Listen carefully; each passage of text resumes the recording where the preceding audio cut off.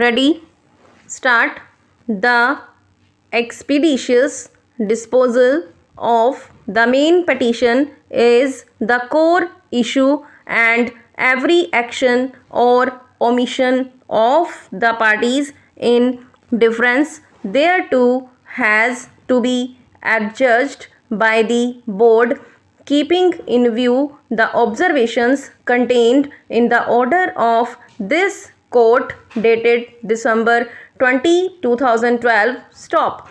If that were so, the appellant owed an explanation to the board for moving the amendment application in October 2013 in relation to the facts he had come to know before August 2012 or in December 2012 re his non-appointment as director or removal from chairmanship by rotation. Stop. It is unassailable that argument in the main petition commenced on 11/1/2013. Stop.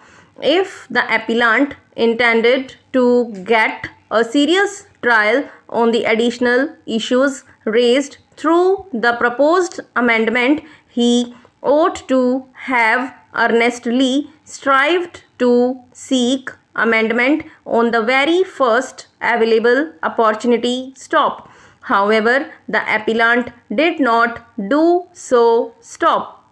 The question of whether or not the strict provisions of CPC applied to the proceedings before CLB, in my considered view, need not be gone into. Stop.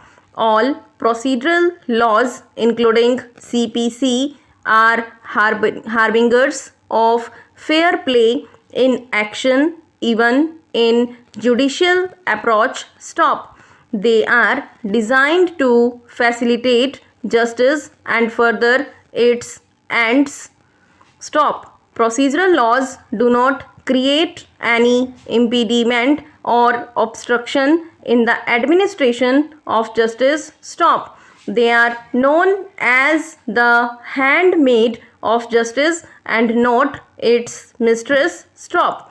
The above object of the procedural laws is to aid and deliver substantial justice to the parties. Stop.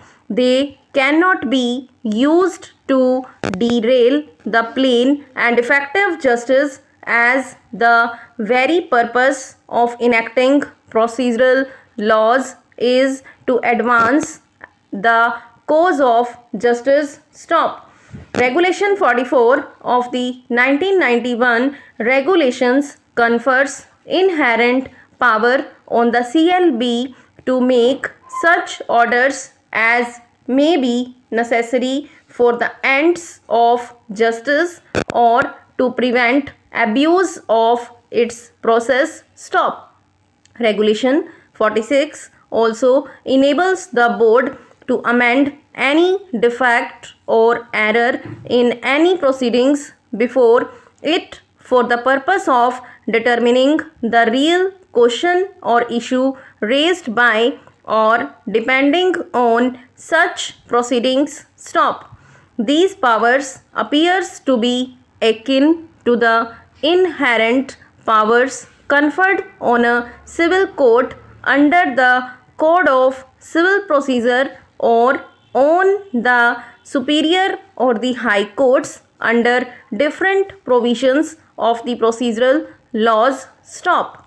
The solitary object of these power is to arm the courts to act according to their judicial consciousness and dismantle the barricade of injustice, if any, created by procedural niceties. Stop.